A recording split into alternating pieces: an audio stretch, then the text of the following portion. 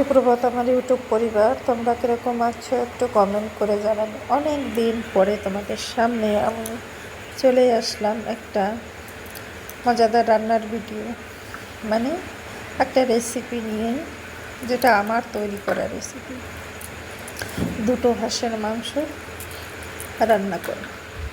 কী করে রান্না করি সেটা তোমরা যদি আমার সাথে না থাকো তাহলে কি করে দেখতে। দেখো যে কটা জালগুলো আমি খোসা শুদ্ধই দেবো তাই ধুয়ে রেখেছি, আর আমার হাজব্যান্ড হাঁস দুটোকে কেটে দিচ্ছে, কারণ আমি তো হাঁস কাটতে পারি না। আমার হাজব্যান্ডই কাটে। আমাদের বাড়ি হাঁস মুরগি যাই হয়, বা দোকান থেকেও আমরা কেটে নিয়ে আসি। তাই তোমাদের সঙ্গে আসলাম। আর দুটো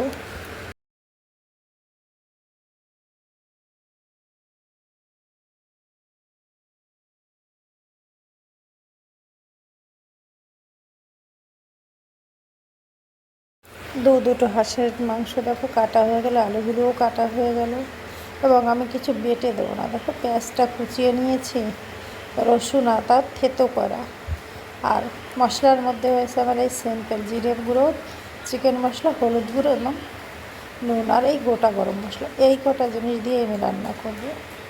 আর দেখো মাংসগুলো ভালো করে ধুয়ে নিলাম। তোমরা কী মশলা দিয়ে কে রান্না করে একটু কমেন্ট করে জানাবে, হাঁসের মাংস বিশেষ করে। দেখো তার মধ্যে হলুদ গুঁড়ো এবং তেল দিয়ে মাংসটাকে আমি মেখে রাখবো।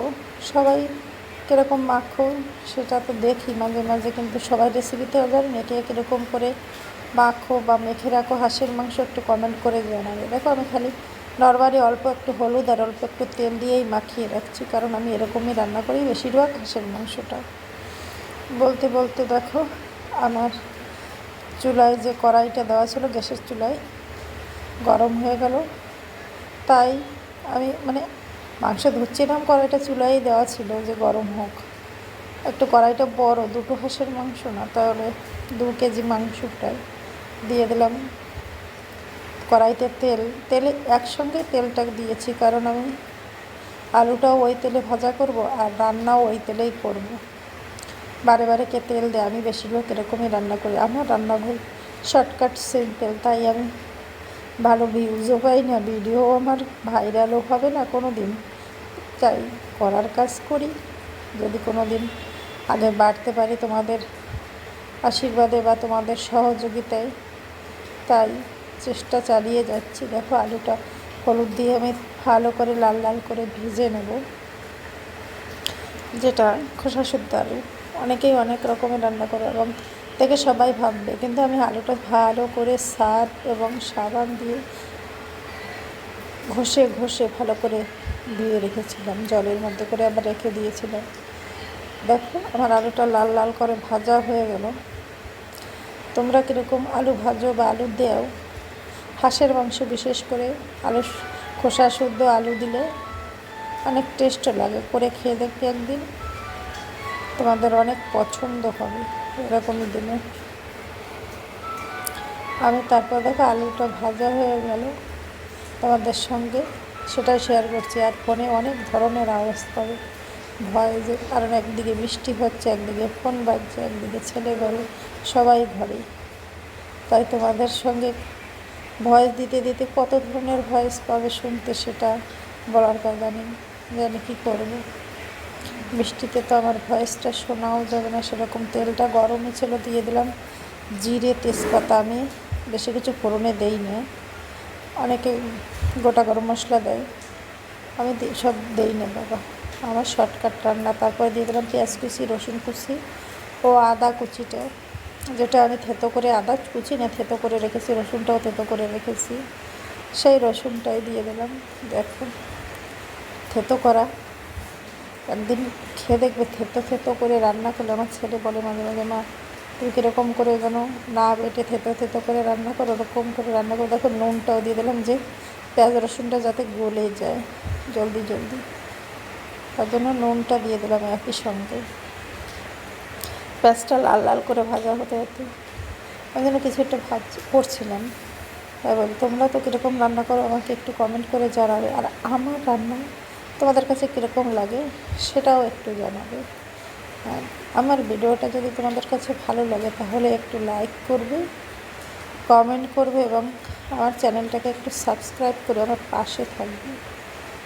যদি পারি কোনো দিন আগে বাড়তে, জানি না তোমাদের আশীর্বাদে কি আগে বাড়তে পারবো না পারবো। দেখো ফার্স্টটা ভাজা হতে হতে তার মধ্যে আমি মাংসটা দিয়ে দিলাম।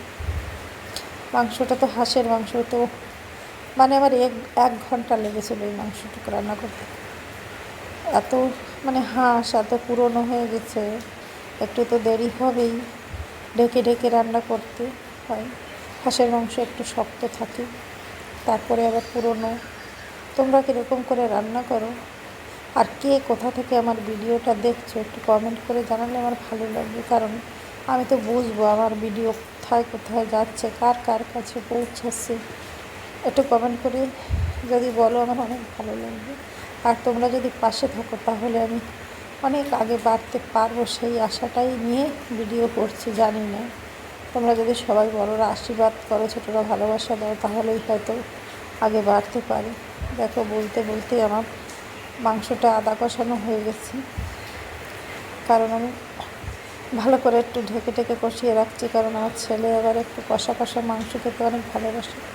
কথা বলতে বলতে চিকেন মশলাটা দিয়ে দিলাম। চিকেন মশলাটা আমি আদা সিদ্ধ হলে পরেই দিই, যাতে মাংসটার মধ্যে ঢোকে ভালো করে। আর আমি কেউ মাখিয়ে দেয়, আমার পছন্দ হয় না ওরকম, আমি আমার মতন রান্না করি। মাখানোটা আমার কাছে অত জানি না কীরকম লাগে যেন। তাই দেখো দিয়ে দিলাম চিকেন মশলা। সবাই আমার মতো তো কেউ রান্না করবে না, কিন্তু আমার যেটা পছন্দ আমি সেটাই বলছি। আর রান্না আমি এরকমই করি, কারণ তেলে তেলে দিলে একটু কাঁচা গন্ধটা কম করে, তার জন্য আমি এরকমই দিই। মাংসটার জলটা প্রায় টেনে গেছে তারপরেই দিই, যাতে একটু ভাজা ভাজা মশলাটাও হয়ে যায়। দেখো কষিয়ে কষিয়ে রান্না করতে হবে, কারণ এ যে বাবা কত শক্ত ছিল, খাওয়ার পরে তো ভয় দিচ্ছি তা জানি। টেনে ছেঁড়ার কায়দা ছিল না চামড়া। কতবার যে ঢেকে ঢেকে রান্না করেছি, সিদ্ধ করেছি, মানে সেটা বলার মতন নয়। আমার 1 ঘন্টার বেশি লেগেছে এই মাংসটুকু রান্না করতে, কী বলবো তোমার, জানি না। দেখো হয়ে গেল। তোমরা আমার হাতের মাংস রান্না খেতে হলে আমার বাড়ি চলে আসতে পারো আন্দামানে। কে কে আসবে একটু বলে এসো, আমি আগে থেকে মাংসটা গুছিয়ে রাখবো তোমাদের জন্য। আমি জানি আসবে না কেউ, তো আমি একটু মজা করে বলছি তোমাদের, আসলে তো ভালোই লাগবে। দেখো তারপর সেই কষানো আলুটাও দিয়ে দিলাম, মানে ভিজিয়ে রেখেছিলাম সেই আলুটা দিয়ে দিলাম। যে মাংসটার মধ্যে, মাংসটা তো সিদ্ধ হয়ে গেছে, আলুটাও ভাজা রয়েছে, কিন্তু লাস্টে না আলুটা বেশি গলে গেছিল। আর দেখো কষানো মাংস উঠিয়ে রাখছি আমার ছেলের জন্য। এটা কিন্তু বলা যাবে না, শুনলে আমাকে বকা দেবে যে তুমি ভিডিওতেও বলে দিচ্ছ যে আমার ছেলে কষা মাংস খেতে পছন্দ করে। তাই দেখো এখন দিয়ে দিলাম লঙ্কা গুঁড়ো। লঙ্কা গুঁড়োটা দিয়ে ভালো করে কষিয়ে নেব। তোমরা কীরকম রান্না করো ভাই একটু বলো, আমি বারে বারে একই কথা বলি। মানুষ সব কিছুই পারে, এটাই হয়েছে আমাদের মানুষের তো ধর্ম, যে মানুষ হয় সে সবই মানুষই করে, কিন্তু কোনো কোনো সময় আমরা হেরে যাই সময়ের কাছে এবং রয়ে যায় আমাদের সব কিছু আশা ভরসা। তাই দেখো কথা বলতে বলতে কষানো হয়ে গেল, কিন্তু আমার না কালকে একটা রাজমা রান্না করতে গিয়ে একটা অ্যাক্সিডেন্টের মতন হয়ে যাচ্ছিলো, গরম জল দিতে গিয়ে আমার পায়ে পড়ছিল পুরো।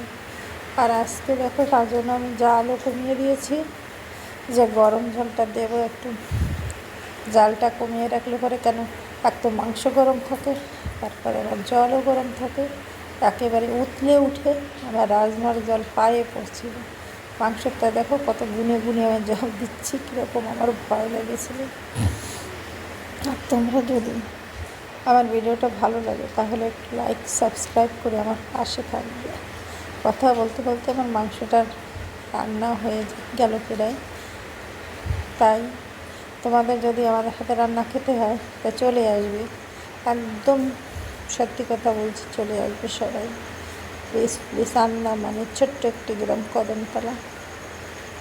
দেখো কথা বলতে এদের দুটো হাঁসের মাংস তো, রান্নাটা করতে আমার প্রচুর সময় লাগবে, কিন্তু মাংসটার থেকে আলুটা গলে গেছে, মাংসটা কতগুলো বলেইনি, কী বলবো, সিটে সিটে ছিল। হাঁসের মাংস একটু সিটে হয়, তারপরও একটু সিটে সিটে ভাব ছিল। কথা বলতে বলতে থেকে রান্না হলো 2 গাগলা মাংস হয়েছে। তোমাদের কীরকম লাগলো আমার রেসিপিটা একটু কমেন্ট করে জানাবে, আর কে কোথা থেকে আমার ভিডিওটা দেখছো সেটাও একটু জানাবে, কারণ আমি জানতে তো পারবো আমার ভিডিও কোথায় কোথায় যাচ্ছে এবং কোন কোন জায়গায় পৌঁছাচ্ছে এবং কে কে দেখছে সেটা জানার আমার অনেক আগ্রহ। তাই তোমরা একটু কমেন্ট করে জানাবে। জানি না, আমি তো এত সেলিব্রিটি নয় যে আমার ভিডিও দেখবে তোমরা, তাই একটু রিকোয়েস্ট করে বলছি যে আমার রেসিপিটা তোমরা একটু দেখো এবং ঘরে ট্রাই করে খাবে। দেখবে পাতলা পাতলা হবে, কিন্তু হাঁসের মাংস ঝোলটা অনেক স্বাদ হয়। দেখো এই হলো ফাইনাল লুক। ধন্যবাদ।